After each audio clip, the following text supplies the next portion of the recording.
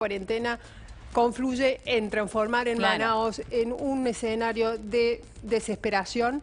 Y ya no, a mí hay una cosa que me impresionó mucho del gobernador que dijo, esto no es un estado de emergencia, esto, Helio, es un estado de calamidad pública. O sea, imagínate eso circulando entre los habitantes de ese pequeño y muy pobre estado de Brasil. Bueno, antes de meternos con Perú y Ecuador, vamos a ahondar un poquito más en la situación que está viviendo Brasil.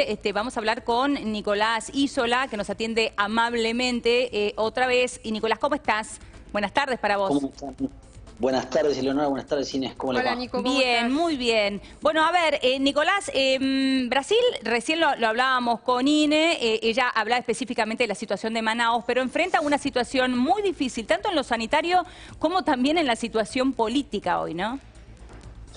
Sí, claramente. Ayer salió una encuesta de Datafolia en la cual el 45% de la población pide o está a favor del impeachment a Bolsonaro y el 46% desea la renuncia, lo cual demuestra que la polarización que se gestó, digamos, en la última elección se mantiene y la mitad del país quiere que Bolsonaro se vaya y un 35%, 30%, mantiene su apoyo férreo en medio de esta crisis sanitaria, ¿no? Nico, precisamente en medio de esta crisis sanitaria, en medio de una recesión que se insinúa fuertísima en Brasil, ¿cuál es el margen para que efectivamente se inicie un proceso de juicio político contra el presidente Bolsonaro?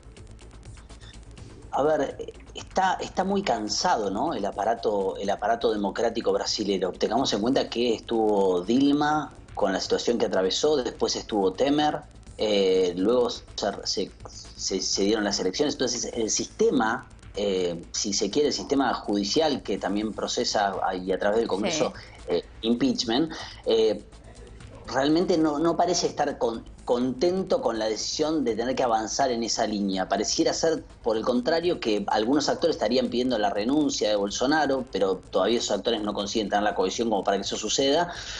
Pero lo que está claro es que es una crisis enorme. Ahora, ¿no? Nicolás, perdón, ¿no? Pero pensaba también, digo, atravesar una situación como la que sucedió con Dilma Rousseff en el medio de una pandemia como la que se está viviendo, también es muy difícil.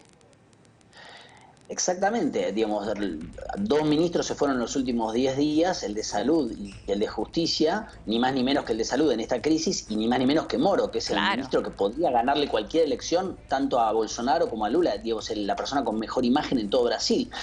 En efecto, muchos nos levantamos el lunes diciendo, por favor, que no se vaya Paulo Guedes, digamos, si el ministro de Economía encima renunciaba o daba un paso al costado, ahí ya el trípode, digamos, del esquema de gobierno estaba totalmente destruido. Aparentemente, los opositores en el Congreso no estarían queriendo un impeachment porque se dan cuenta justamente que hay un desgaste social muy grande y que aparte en medio de la pandemia sería absolutamente absurdo con la situación que acaba de describir Inés, que se vive, por ejemplo, en el norte del país.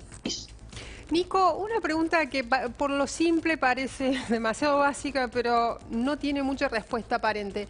¿Por qué Bolsonaro niega el alcance del coronavirus, niega la gravedad del coronavirus?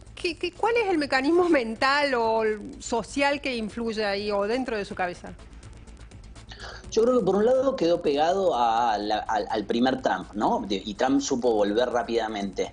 Pero aparte de eso, pensemos que Bolsonaro llega al poder por ser un contrasistema. Entonces, si el sistema decía que esto era un virus, que era muy grave, él se puso del lado de la economía y dijo no hay que hacer nada, es una gripe pequeña.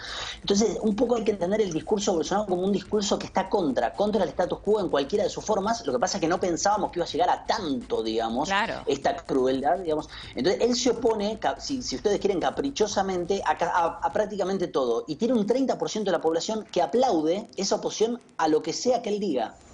Y la oposición a esto, Nicolás, al estar en cuarentena o guardados en su casa, justamente por la pandemia, tampoco puede salir o no sale tampoco a la calle a demostrar el descontento que tienen con esta situación.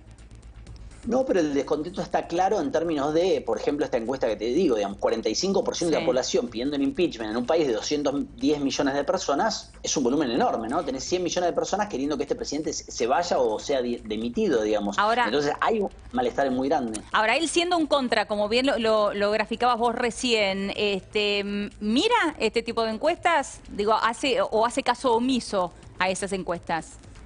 él juega siempre a subestimar, ¿no? Cualquier voz, cualquier alteridad que le se presenta, justamente por ese recurso discursivo que él tiene, la alteridad que lo contrasta, a él siempre le viene bien, porque puede decir, miren, los medios de comunicación ahora están diciendo esta encuesta, miren, los medios de comunicación están en contra mío, entonces siempre es el establishment, digamos, brasilero, los medios de comunicación, los opositores, que están contra mí, y él de eso erige su capacidad de gobierno, digamos, pero cada vez queda menos, digamos, porque justamente los pilares como el ministro de Salud